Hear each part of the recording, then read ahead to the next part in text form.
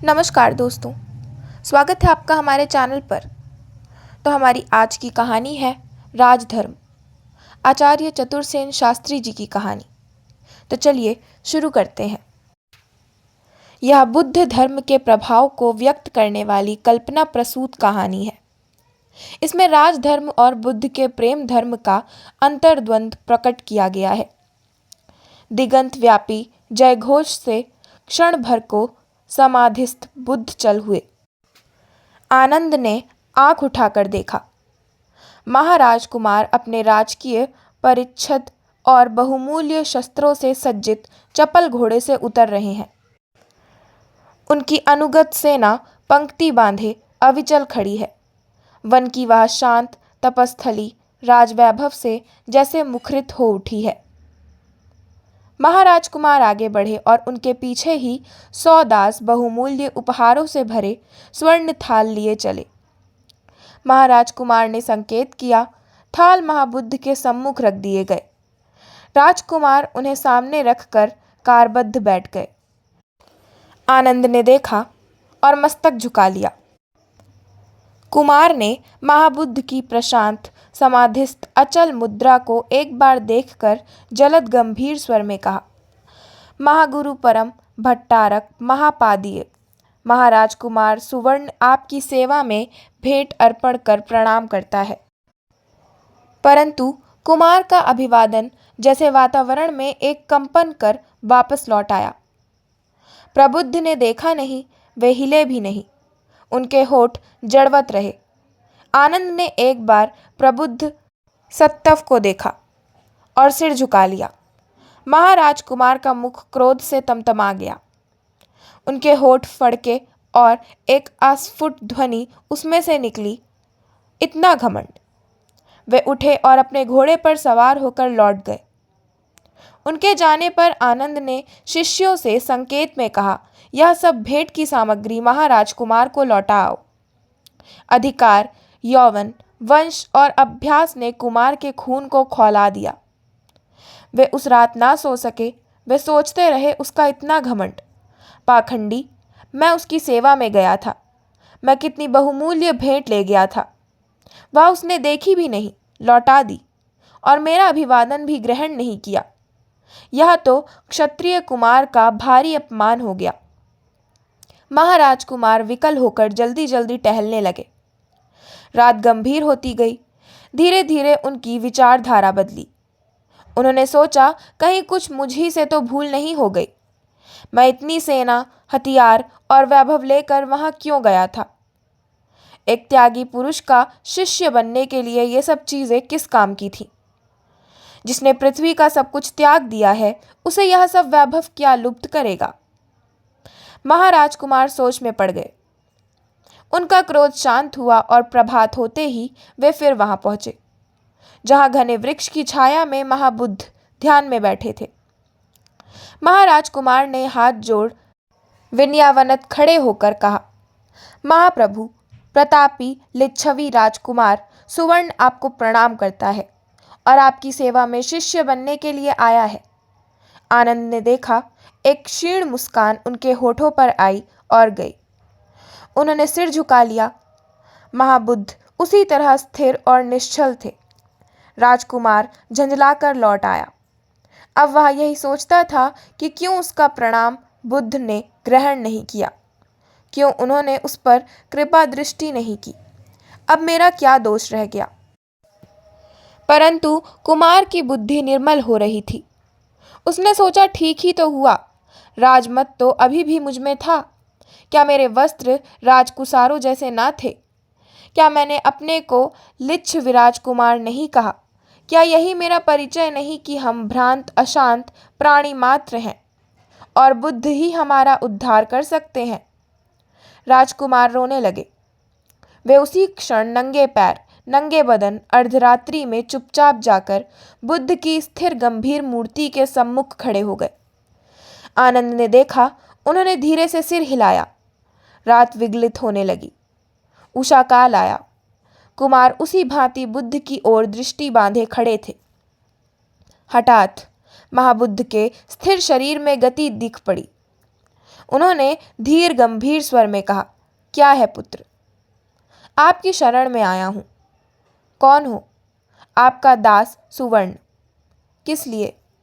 प्रणाम करने और यह निवेदन करने की आप सेवक को अपना शिष्य बनाइए।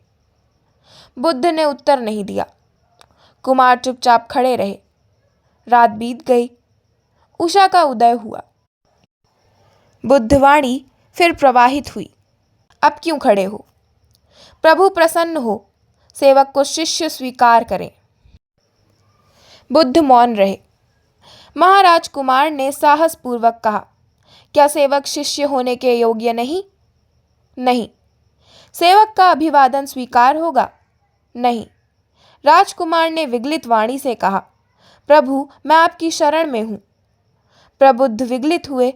उन्होंने कहा, अपनी राजधानी लौट जाओ वत्स और धर्मपूर्वक राज्य शासन करो। परंतु मैं महाप्रभु का शिष्य होने आया हूं। उसकी तुम में योग्यता नहीं है। योग्यता प्राप्त होने पर बुद्ध स्वयं तुम्हें शिष्य पद देने पाएंगे। जाओ वत्स, न्यायराज करो। परंतु प्रभु मेरी अयोग्यता क्या है? राजकुमार ने साहसपूर्वक कहा। बुद्ध कुछ देर चुप रहकर बोले, तुमने अपने मंत्री को अधिकारच्युत करके कारागार में डाला है ना? हाँ महाराज, उसका अपराध भारी है। उसने प्रजा के साथ क्रूरता की थी। वह पतित और बेईमान था। उसने राज सत्ता का दुरुपयोग किया था। मेरा कर्तव्य था कि मैं अपराधी को दंड दूं, फिर वह चाहे जैसा भी प्रतिष्ठित हो। अनंतः मैं राजा हूं। प्रजापालन मेरा धर्म है। तुम राजा हो, प्रजापालन तुम्हारा धर्म है। अतः तुम अपराधी को दंड दो, यह ठीक ही है, राजोचित भी है। पर वत्स, बुद्ध के शिष्य को यह उचित नहीं। क्षमा और उदारता ही उसका दंड है। हाँ, तुमने अपनी पत्नी को भी त्याग दिया है ना? खेद की बात है कि वह अविश्वासिनी हो गई। वह पतिव्रता ना रही। दूसरों के लिए आदर्श कायम करने के लिए उसे त्याग देना ही उचित था। उसके साथ अति उदार व्यवहार किया गया है। दूसरा व्यक्ति उसे कुत्तों से नुचवा डालता। बुद्ध ने हंसकर कहा, नहीं तो वत्स, एक पति और राजा का तो वही कर्तव्य था। इसके लिए तुम्हें दोष नहीं दिया जा सकता। इसी से मैंने कहा था कि तुम जाओ, राज्य शासन करो। तुम में राजा होने योग्य सब गुण हैं, पर बुद्ध के शिष्य होने योग्य नहीं। क्षमा बुद्ध का शस्त्र है। उदारता उसकी नीति है। सहिष्णुता उसका धन है और आत्मनिग्रह उसका मार्ग है। मेरे प्रभु, मुझे आप उसी मार्ग पर लाइए। अभ्यास करो वत्स। ज्यों ही तुम में मेरे शिष्य होने की योग्यता प्राप्त होगी, मैं स्वयं ही तुम्हारे पास आऊंगा। बुद्ध समाधिस्थ हुए। महाराज कुमार नतमस्तक हो चल दिए। सारे ही नगर में हलचल मच रही थी। राजधानी में विद्रोह के लक्षण दिखाई दे रहे थे। महाराज कुमार ने पदच्युत मंत्री को न केवल अपने पद पर प्रतिष्ठित किया था, प्रत्युत उसकी संपत्ति भी उसे लौटा दी थी। अपनी दुराचारिणी रानी को भी उसने फिर से अंतःपुर में बुला लिया था और उससे क्षमा मांगी थी। सारा समाज और विद्वत समूह उसके इस अनाचार पूर्ण काम से विद्रोही हो उठा। यही नहीं, उसने सेनाएं विसर्जित कर दी थी, जेलों के द्वार खोल दिए थे। मंत्री ने कहा, महाराज, आपने मुझ अधम को फिर से मंत्री पद पर प्रतिष्ठित करके जनमत को तुच्छ कर दिया है। मेरा अपराध गुरुतर था। आप मुझे पदच्युत करें, मैं प्रायश्चित करूंगा। राजकुमार ने कहा, मंत्री, मुझे तुम्हारा विश्वास है। प्रेम और सेवा ही सबसे बड़ा प्रायश्चित है। परंतु महाराज, लोग आपके घात करने की चिंता में हैं। अगर मेरा घात करने से उन्हें सुख मिले तो उन्हें यह काम करने दो। तुम इसकी चिंता ना करो। तुम अपना काम करो, प्रेम और सेवा। न्यायाधीशों का एक दल त्याग पत्र लिए आ पहुंचा। उन्होंने कहा, महाराज, हम न्याय नहीं कर सकते। न सेना, न सिपाही, न जेल। फिर हम दंड कैसे दें? राजकुमार ने कहा, तुम लोग प्रेम करो और सेवा करो, फिर किसी की जरूरत ना रहेगी। अंतःपुर में जाने पर रानी ने चरणों में लौट कर कहा, स्वामी, इस अपराधिनी से यह महल अपवित्र होता है। मुझे आज्ञा दें कि मैं प्राण नाश करके प्रायश्चित करूं। प्रिय, ऐसा ना करो। प्रेम और सेवा दोनों का एक रस चखा है, फिर प्राणनाश क्यों? हाय नाथ, यह प्रेम और सेवा मुझे अंधी दिशा में ले गई थी, परंतु अब नहीं प्रिय, यह असंभव है। अब तुम पात्रापात्र सभी से प्रेम करो, सभी की सेवा करो, निष्काम और जितेंद्रिय। सेनापति ने आकर कहा, गजब हो गया महाराज, शत्रु संधि पाकर दल बल से चढ़ आया है। मंत्री से कहो उनके आतिथ्य में किसी प्रकार की कमी न रहे, पीछे मैं स्वयं उनसे मिलूंगा। परंतु महाराज, वे रक्तपात के लिए आए हैं। क्यों क्यों? महाराज, वे आपका राज्य चाहते हैं। तो ले लें, इसमें रक्तपात की क्या बात है? सेनापति निराश भाव से लौट गए। राजा पागल हो गया है, इसे राजच्युत करो, वरना राज्य की खैर नहीं। सभी राज्यवर्गी एक मुख से यही कह रहे थे। कुछ कह रहे थे कि इसे तलवार के घाट उतार दो, भ्रष्टा रानी और बदमाश मंत्री को भी। इन सबको मार डालो, वरना सारी राज्य व्यवस्था धूल में मिल जाएगी।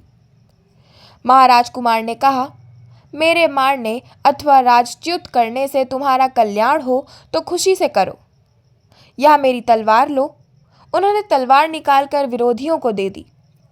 बुद्ध भगवान तेज विस्तार करते हुए आते दिख पड़े। उन्होंने कहा, वत्स, मैं तुमसे यह भिक्षा लेने आया हूं कि तुम बुद्ध के शिष्य बनो। राजकुमार बुद्ध के चरणों में नतजानू हुए। बुद्ध ने कहा, कहो। बुद्धम शरणम गच्छामि, संघम शरणम गच्छामि, सत्यम शरणम गच्छामि। राजा ने दोहराया और दिगंतव्यापी जय घोष उठा। जय महाराज कुमार की जय, महाबुद्ध की जय। तो इसी के साथ मैं अपनी आज की कहानी राजधर्म का समापन करती हूँ। आशा करती हूँ आपको हमारी आज की कहानी राजधर्म पसंद आई होगी। अगर आपको हमारी आज की कहानी पसंद आई हो तो हमारे चैनल को सब्सक्राइब करें, वीडियो को लाइक करें और बेल आइकन दबाना ना भूलें। धन्यवाद।